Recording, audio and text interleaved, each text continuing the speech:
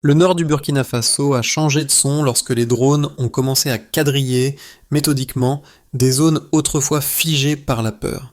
Sans explosion initiale, mais avec une précision régulière, l'approche récente oppose la longue immobilité des routes désertes à la soudaineté d'un ciel devenu outil de coordination serrée. Comment comprendre ce basculement qui intrigue les habitants, suivant de près les décisions de Ibrahim Traoré, alors que la normalité semblait encore inaccessible il y a peu? Une transition ténue apparaît, éclairant brièvement une sortie potentielle de la nuit sécuritaire. L'enjeu désormais mis en avant par les habitants du nord du Burkina Faso repose sur une question simple mais lourde.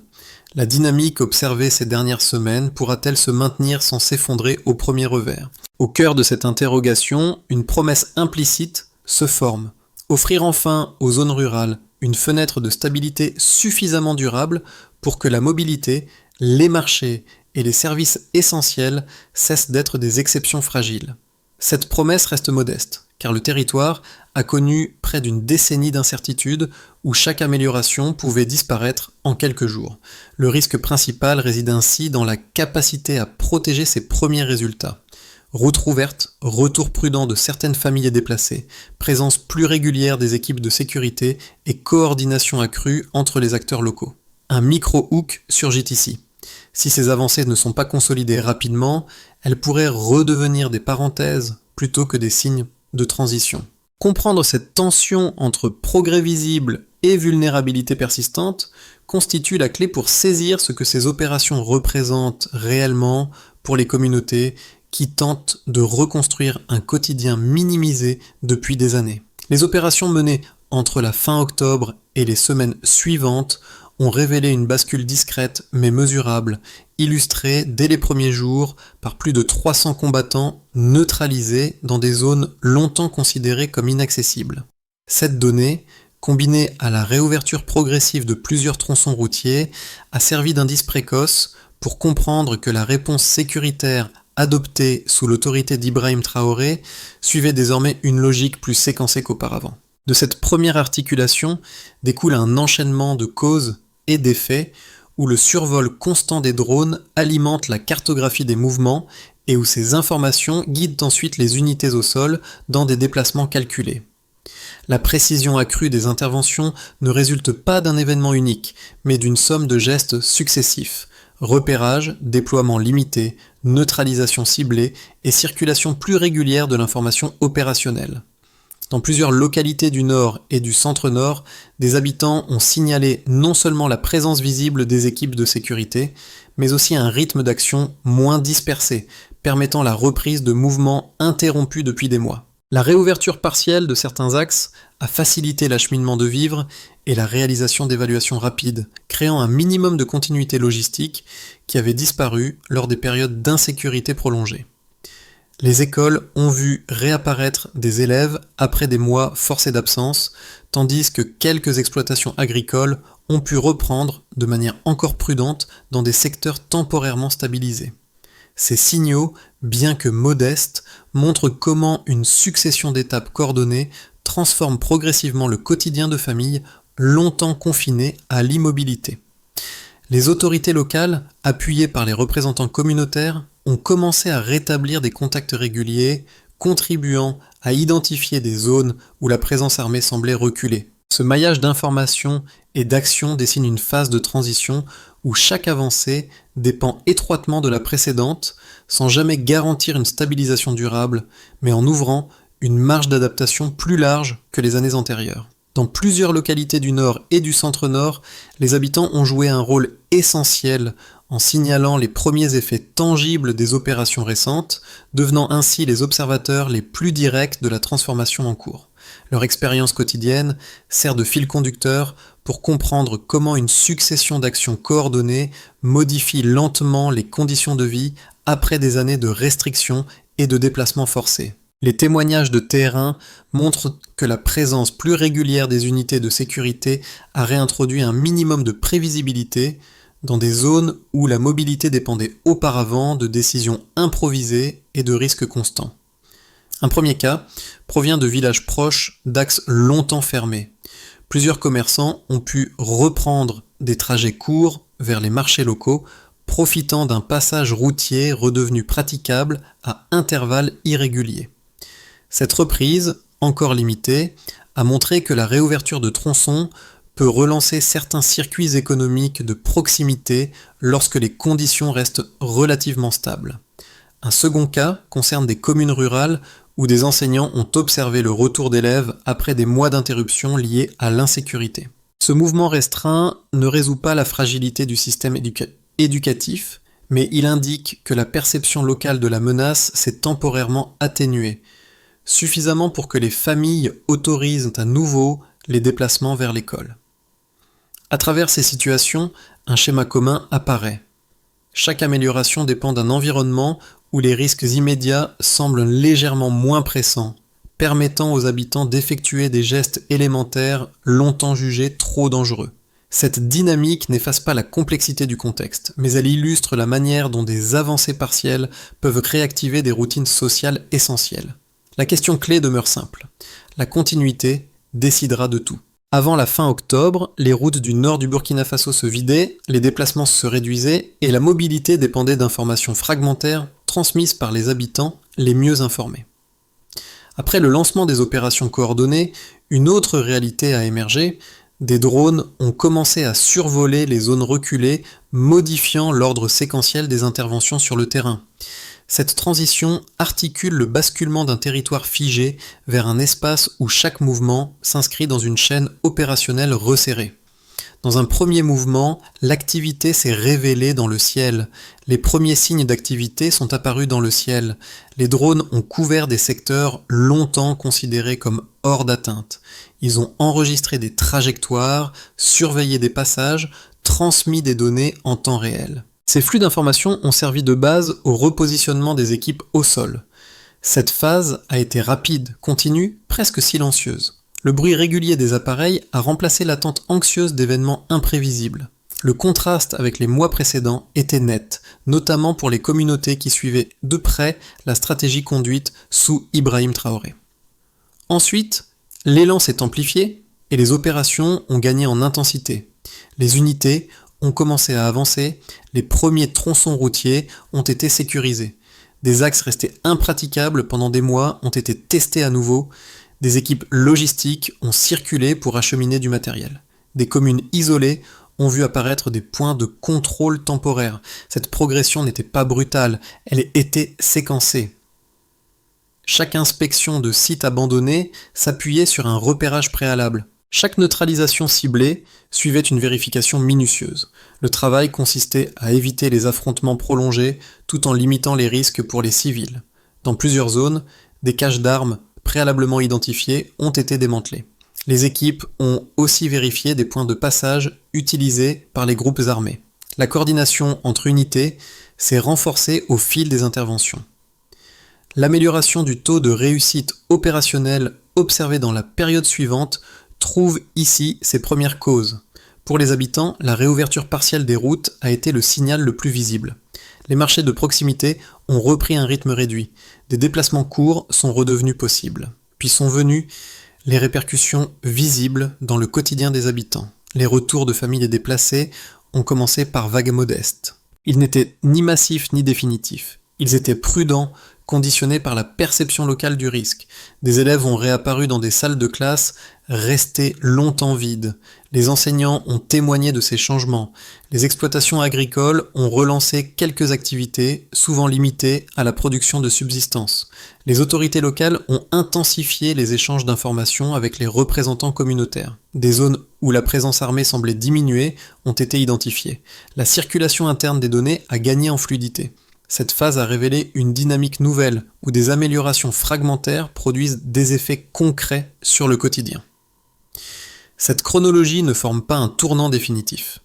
Elle illustre plutôt la manière dont une succession d'actions ciblées peut recomposer un espace perçu pendant longtemps comme bloqué.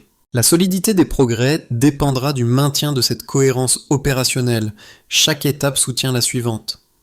Chaque recul peut fragiliser l'ensemble. Au départ, la situation se caractérisait par une insécurité persistante qui paralysait les routes, fragmentait les échanges et maintenait des milliers de familles dans une mobilité contrainte. Ensuite, une série d'opérations coordonnées a modifié ce cadre, marquant une transition mesurable entre un terrain figé et une dynamique plus structurée. Cette évolution s'observe d'abord à travers le volume de combattants neutralisés, un chiffre supérieur à 300, qui traduit une phase d'activité intense dans plusieurs zones reculées. Cette donnée indique que les unités ont ciblé des secteurs jusque-là difficiles d'accès, là où la présence armée demeurait fortement enracinée. Un deuxième indicateur repose sur la découverte et la destruction d'une dizaine de caches d'armes, soit environ 10 sites logistiques démantelés. Leur élimination perturbe directement les capacités matérielles des groupes armés, réduisant leur marge d'action dans des zones clés. Un troisième repère concerne les déplacements de population, avec une diminution dépassant 40% dans les mois récents. Cette tendance suggère que certaines familles ont estimé possible un retour progressif, même temporaire, vers leur localité d'origine. Chacun de ces chiffres ne constitue pas une preuve définitive d'une stabilisation durable, mais il compose un ensemble cohérent, permettant de mesurer l'ampleur de la transformation observée sur le terrain. L'analyse des opérations montre une articulation claire entre surveillance aérienne, précision accrue des interventions et circulation rapide de l'information. Les drones ont fourni des données en temps réel, facilitant la cartographie des mouvements et la planification des déplacements au sol. Les équipes ont pu cibler des zones précises, réduisant les risques de confrontation prolongée. Cette approche a renforcé la capacité à neutraliser des menaces identifiées sans exposer inutilement les civils.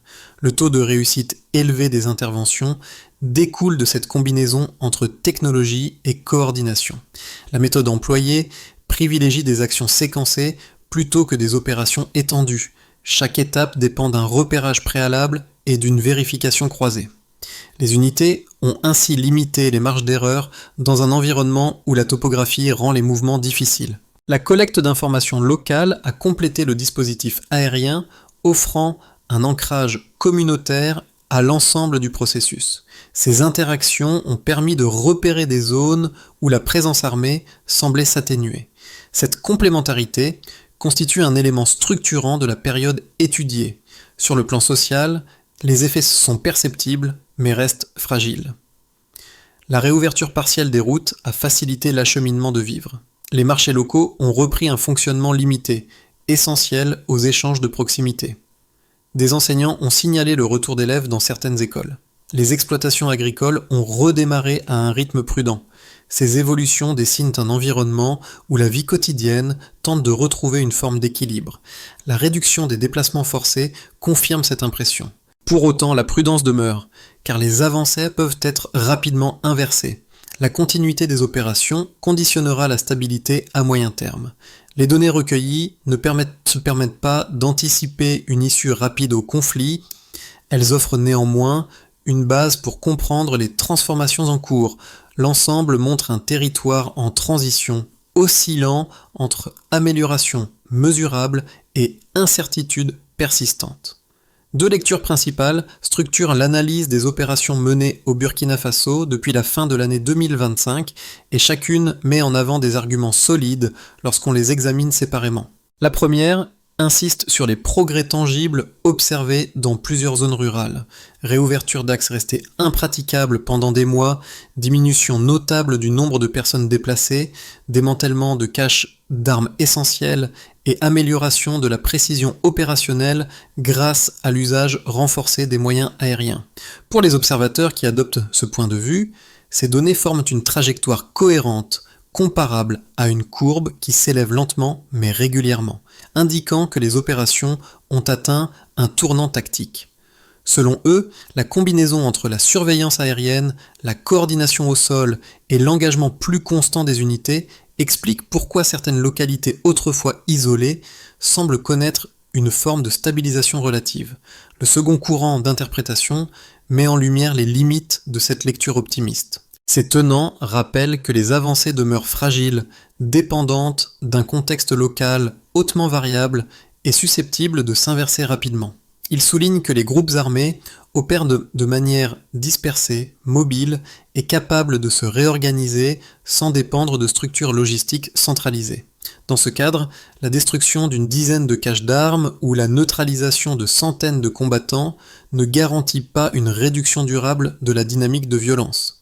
Ce courant rappelle également que les zones où les effets positifs ont été les plus visibles ne représentent qu'une fraction du territoire affecté et que de nombreuses régions restent difficiles à sécuriser. Face à ces deux lectures, une synthèse prudente s'impose. Les indicateurs existants montrent bel et bien une transformation mesurable de la situation, mais cette transformation ne suffit pas encore à conclure qu'un processus de stabilisation durable est enclenché. La comparaison entre les deux perspectives met en évidence un point central. Les progrès observés ressemblent davantage à une consolidation progressive qu'à une rupture décisive. L'évolution des mois à venir dépendra de la capacité à maintenir la cohérence opérationnelle, à renforcer les services essentiels et à s'appuyer sur les dynamiques locales sans en surestimer la portée. Une transition décisive apparaît. Elle ne se manifeste ni par une bascule spectaculaire, ni par une rupture rapide, mais par un ensemble de signaux concrets observés dans les semaines suivant les premières opérations coordonnées. Ces indices proviennent autant du terrain que des échanges réguliers entre autorités locales, équipes de sécurité et communautés affectées, révélant un moment où la dynamique du conflit semble évoluer différemment de ce qui avait été observé les années précédentes. Dans plusieurs communes rurales, des marchés ont recommencé à fonctionner par intermittence, soutenant des échanges de proximité qui avaient presque disparu. Des exploitations agricoles ont été relancées dans des zones considérées comme temporairement sûres, montrant que la perception du risque immédiat a légèrement diminué. Ce changement progressif intervient alors que les décisions suivies de près par ceux qui observent l'action d'Ibrahim Traoré créent un cadre où la coordination locale devient un levier plus visible. La circulation de l'information entre habitants et équipes de terrain s'est intensifiée, permettant d'identifier des secteurs où la présence armée semblait reculer. Cette dynamique ne garantit pas une stabilisation durable, mais elle ouvre un espace d'action qui n'existait pas auparavant, transformant la manière dont certaines communautés envisagent leurs gestes quotidiens. Les effets des opérations menées depuis la fin de l'année 2025 se lisent différemment selon les groupes directement confrontés aux évolutions du terrain, et chacun d'eux perçoit ces changements à travers ses contraintes immédiates et son positionnement géographique. Cette diversité de perspectives met en lumière un ensemble de conséquences concrètes qui, sans annoncer une stabilisation définitive, indiquent néanmoins que les dynamiques locales ont commencé à se transformer sous l'effet des décisions suivies de près dans le contexte d'Ibrahim Traoré. Pour les familles vivant dans les zones rurales, dans de nombreuses zones historiquement marquées par l'insécurité, les familles ont observé une circulation légèrement plus fluide sur certains axes, permettant des déplacements courts jusque-là jugés trop risqués. La diminution de plus de 40% du nombre de personnes déplacées a encouragé quelques ménages à envisager un retour progressif vers leur village, même si ces mouvements restent prudents et souvent temporaires. Les activités agricoles ont repris par endroits, principalement sous forme de petites exploitations orientées vers la subsistance. Ces améliorations demeurent fragiles, car elles dépendent étroitement de la stabilité locale et de la continuité des opérations. Du côté des acteurs économiques, les marchés locaux ont recommencé à s'animer par intermittence, offrant un cadre minimal pour relancer les échanges de proximité interrompus pendant des mois. La réouverture partielle de certaines routes a permis aux commerçants de rétablir des circuits courts, essentiels pour l'approvisionnement de plusieurs communes rurales. Cette reprise reste irrégulière, mais elle signale un regain d'activité perceptible par les habitants qui dépendent de ces points de vente pour maintenir un minimum de résilience économique. L'évolution de la mobilité conditionne la pérennité de ce redémarrage et constitue un indicateur crucial pour les semaines à venir. En ce qui concerne les services publics et les administrations locales ont commencé à évaluer la possibilité de rétablir certains services essentiels dans les secteurs où la pression sécuritaire semblait s'alléger. Des enseignants ont signalé le retour d'élèves dans des salles de classe longtemps vides, indiquant que la perception du risque immédiat s'est partiellement modifiée. Les structures de santé ou de coordination civile tentent également de reprendre un fonctionnement minimal, mais restent contraintes par la logistique et les ressources humaines limitées. La capacité institutionnelle demeure un facteur déterminant pour consolider les améliorations observées. Pour les dynamiques régionales et communautaires, dans plusieurs localités, la circulation de l'information entre habitants, responsables communautaires et équipes de sécurité est devenue plus régulière, facilitant l'identification rapide de menaces ponctuelles. Cette collaboration, encore imparfaite, a permis de repérer des zones où la présence armée semblait reculer, ouvrant ainsi des fenêtres de mobilité contrôlées. Les interactions entre communautés restent cependant traversées par la méfiance, particulièrement dans les zones frontalières où les déplacements armés demeurent imprévisibles.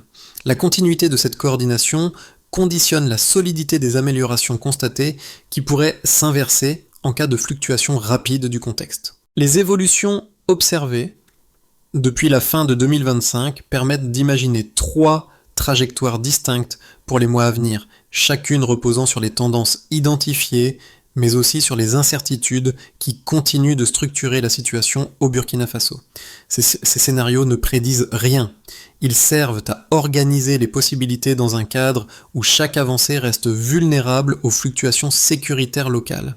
Dans une hypothèse considérée comme la plus courante, si les opérations de sécurisation se maintiennent à un rythme comparable à celui d'octobre et novembre, alors les axes routiers pourraient rester praticables par intermittence, assurant un minimum de continuité aux activités économiques. Si la coordination entre équipes de sécurité, autorités administratives et communautés demeure régulière, alors les retours de populations déplacées pourraient se poursuivre par petites vagues dépendant de la stabilité propre à chaque localité. Si les groupes armés ne regagnent pas de terrain significatif, alors une stabilisation relative pourrait s'installer dans certaines zones, sans garantir pour autant un apaisement généralisé. Si l'on imagine une trajectoire plus favorable, si l'usage des moyens aériens reste cohérent et que la précision opérationnelle continue d'augmenter, alors les marges de manœuvre des groupes armés pourraient se réduire dans davantage de régions. Si les marchés locaux conservent leur rythme de reprise et que les exploitations agricoles gagnent en régularité, alors les circuits économiques de proximité pourraient se renforcer. Si les administrations locales parviennent à rétablir certains services publics essentiels, alors les communautés disposeraient d'un socle minimal pour envisager une relance plus durable des activités quotidiennes. Si l'on envisage une situation plus instable, si les groupes armés profitent des zones non stabilisées pour opérer des mouvements rapides, alors certains axes routiers récemment rouverts pourraient être fermés à nouveau. Si les attaques sporadiques augmentent dans les secteurs sensibles, alors les déplacements de population pourraient repartir à la hausse, accentuant la pression sur les communes déjà fragilisées. Si la dispersion des opérations force les unités à se repositionner fréquemment, alors la cohérence des avancées serait compromise, affaiblissant les progrès observés dans les semaines précédentes. Entre ces 3 scénarios, la variable déterminante reste la continuité des efforts et la capacité à protéger les améliorations partielles sans générer d'attentes excessives. Les changements observés depuis les premières opérations coordonnées touchent différemment les familles rurales, les habitants des centres urbains et les jeunes qui tentent de se projeter malgré un environnement instable. Cette diversité d'expériences éclaire la façon dont chaque groupe interprète les signaux récents, en fonction de ses besoins immédiats et des marges de mobilité dont il dispose réellement. Pour les familles rurales, les premiers signes d'amélioration prennent la forme de trajets courts redevenus possibles sur certains axes autrefois déserts. Les activités agricoles ont repris dans quelques zones considérées comme temporairement sûres, offrant une marge minimale pour rétablir une routine de subsistance. Les retours de population, encore limités, créent un sentiment hésitant de normalisation, même si la prudence domine face à un contexte dont l'évolution reste incertaine. Cette reprise fragmentaire permet de mesurer l'impact quotidien d'opérations qui cherchent à restaurer un minimum de continuité. Dans les centres urbains, la perception repose davantage sur la stabilité des échanges et l'accès aux biens essentiels. Les habitants surveillent la régularité des approvisionnements, l'ouverture des marchés régionaux et la fluidité des routes périphériques. Les fluctuations de la sécurité dans les zones éloignées influencent directement la vie urbaine, car elles déterminent la capacité à maintenir un rythme économique et administratif viable. La question la plus fréquente concerne la portée réelle des avancées observées dans les zones rurales. Pour les jeunes, l'attention se concentre souvent sur l'accès à l'éducation et sur la possibilité de reprendre une trajectoire interrompue. Dans certaines communes, le retour d'élèves dans les salles de classe représente un signal important pour les familles. Cette reprise partielle reste fragile car elle dépend de conditions locales susceptibles de changer rapidement. La continuité scolaire devient ainsi l'un des indicateurs les plus sensibles pour évaluer une amélioration durable. À travers ces trois groupes, une idée commune ressort. Chaque progrès, même modeste, acquiert une valeur disproportionnée dans un contexte où les certitudes demeurent rares. Les avancées récentes, encore fragiles, nécessitent une trajectoire structurée pour éviter que les améliorations locales ne soient rapidement inversées. Cette trajectoire repose sur plusieurs étapes concrètes, chacune liée à des acteurs, à des temporalités précises et à des critères de suivi mesurables, dans un contexte où les décisions observées sous Ibrahim Traoré influencent directement la cohérence d'ensemble. La première étape consiste à consolider les zones partiellement stabilisées. Les équipes de sécurité doivent maintenir une présence régulière dans les secteurs où la mobilité s'est améliorée. Les actions prioritaires consistent à surveiller les axes récemment rouverts et à prévenir une résurgence de mouvements armés. La mesure principale réside dans la fréquence des passages sécurisés et la continuité de la circulation locale. La deuxième étape vise à stabiliser les services essentiels. Les autorités administratives doivent soutenir les écoles, les marchés et les structures de santé qui ont repris une activité minimale.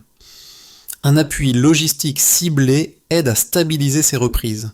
L'indicateur de suivi porte sur la capacité des services à fonctionner plusieurs semaines sans interruption majeure. La troisième étape demande de renforcer les activités économiques locales. Les communautés rurales ont besoin d'un accompagnement pour relancer les exploitations agricoles et les échanges de proximité. Les dispositifs de protection adaptés aux zones sensibles facilitent cette relance. La progression se mesure par la régularité des marchés et par la reprise des parcelles cultivées. Enfin, la dernière étape repose sur améliorer la circulation de l'information. Les habitants, les représentants communautaires et les équipes de terrain doivent échanger plus fréquemment pour identifier les risques émergents. Cette coordination conditionne la capacité à anticiper les ruptures locales. La qualité du dispositif dépend du nombre de rapports transmis et de la réactivité des interventions. À travers ces étapes, une logique se dessine. Maintenir, soutenir, étendre, puis synchroniser. Dans plusieurs localités où les routes s'étaient vidées et où les marchés avaient cessé toute activité, les premiers gestes du quotidien observés ces derniers mois sont devenus des repères silencieux d'un possible changement.